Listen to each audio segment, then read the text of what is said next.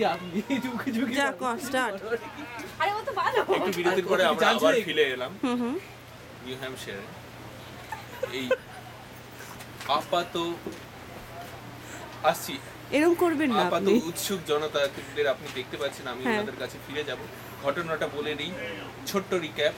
ভালুক, দাবানল এবং একটি যৌন হেনস্থা। আচ্ছা, হ্যাঁ আপনি কি দাদা বেড়াতে এসেছেন? হ্যাঁ হ্যাঁ বেড়াতে এসেছি। আচ্ছা, ভালুকের কথাটা কি শুনতে? দাদা এটা কি আরে, কি টিভিতে কোন করছি? কোন চ্যানেল আপনাদের? আমাদের হচ্ছে আকাশ বাংলা তাকিয়ে থাকুন, হ্যাঁ বলুন, হ্যাঁ বলুন। হ্যাঁ। নতুন চ্যানেল। আপনি দেখেছেন? না দেখবো, এবার দেখবো। হ্যাঁ, আমি অবশ্যই আছি তো। দেখবেন। হ্যাঁ হ্যাঁ, বলুন। উনি উৎসুক জনতা। হ্যাঁ হ্যাঁ, আপনার কি মনে হয়, আপনি শুনেছেন যে যৌন বালকের যৌন হেনস্থা? হ্যাঁ আহ, হ্যাঁ, ব্যাপারটা কি হলো বলতে যৌন মানে আমি ভাবতেই পারি না, একটি ভাল্লুক দ্বারা গণধর্ষিত হলো একটি বালক। কি নৃশংস, ঘটনা ভালো। খুবই নৃশংস। হয়ে গেছে। তারপরে কি হলো?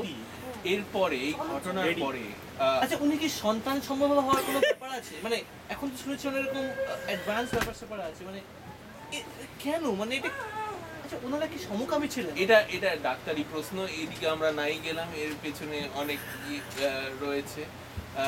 কিন্তু প্রশ্নটা হচ্ছে এরপরে ভালুক সম্বন্ধে, ভালুক জাতিগোষ্ঠী সম্বন্ধে আপনার কি কোনো মতে পরিবর্তন হলো? কোনো মতের পরিবর্তন নেই।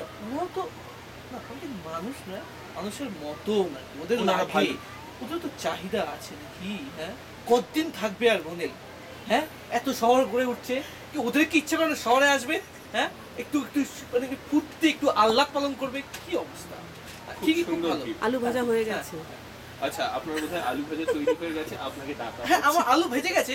হ্যাঁ যাচ্ছি, থ্যাংক ইউ।